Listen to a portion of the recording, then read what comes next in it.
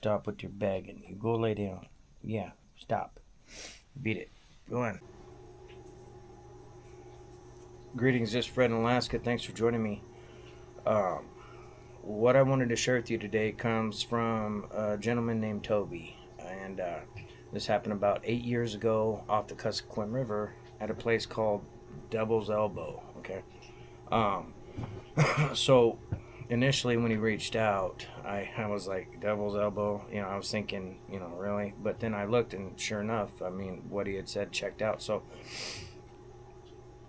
what ended up happening is he was basically, in his words, he was playing Sherpa to one of his biologist buddies who happened to be coming up to Alaska. They were doing some kind of study on the Kuskokwim River about salmon returns and some other stuff. And he was just luckily enough, or unlucky enough, but he was able to be part of it, help pack and move gear and all that kind of stuff. And they were at the end of that whole thing they were doing.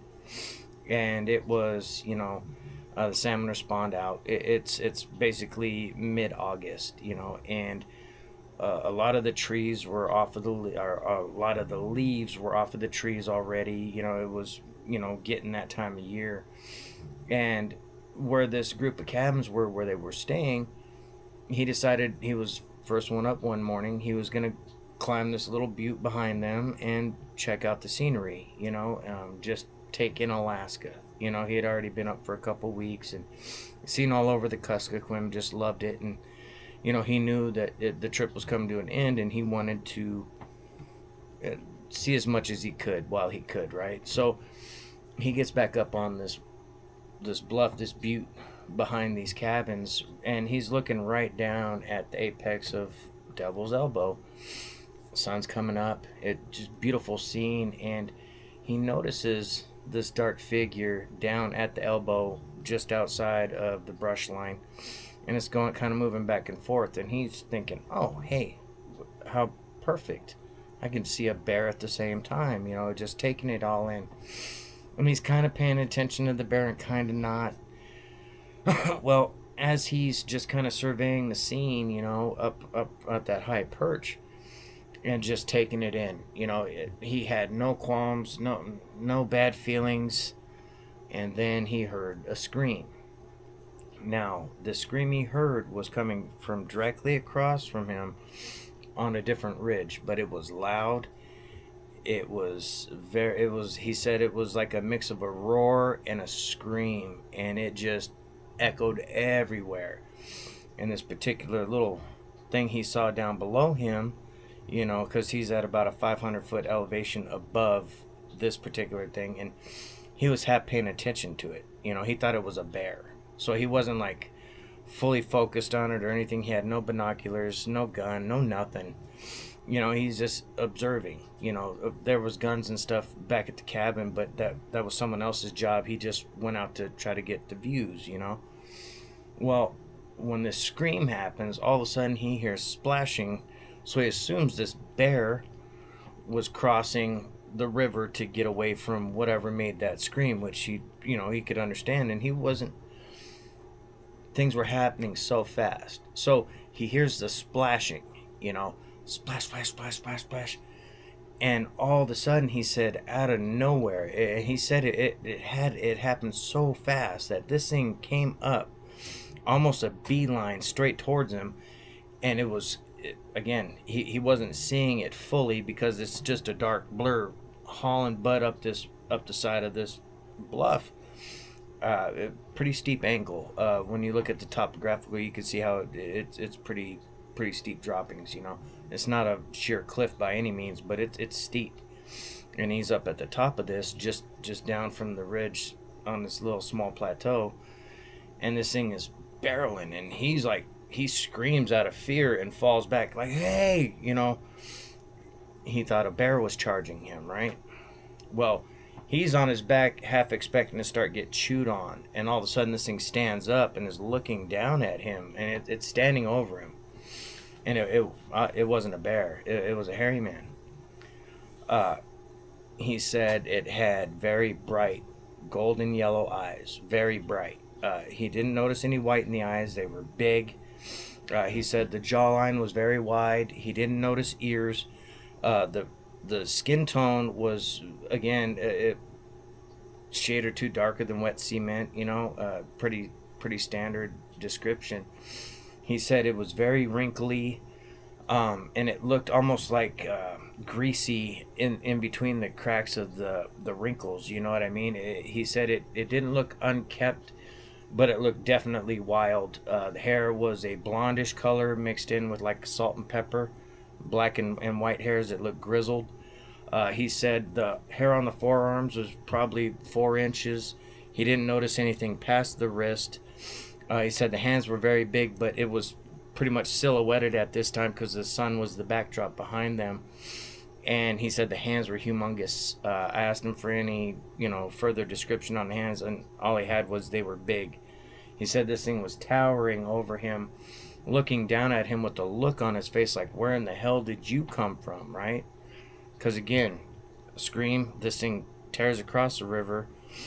Toby's not paying attention to that. He just assumed it was a bear and it was going to run off somewhere, but this thing came directly up, just happenstance right towards him, and all of a sudden it's standing over him.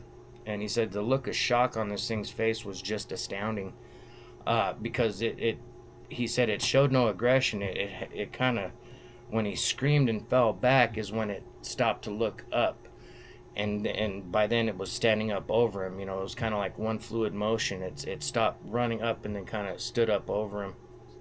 And he said after a moment, and this thing realizing us just a human of no concern of mine, it continued on, went right on past him off to his left, and just took off. And Toby said he sat there for a good while trying to figure out what in the hell just happened, right? And so he's shaking real hard.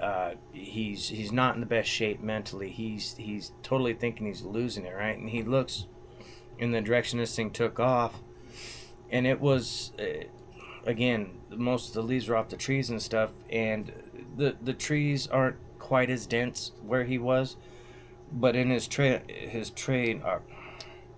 line of sight, he could see the back end of this thing moving along. And he said he sat there for a second trying to figure out what was going on. He pulled himself together, stood up, and beats feet back to these cabins, right? He said it took him a while on the way back to the cabins because any noise he heard, he was looking, he was startled. He's looking around for this thing that just rushed at him. And he's trying to, compose himself because he said he was continuously on the verge of like losing it. He was so freaked out. He was hyperventilating.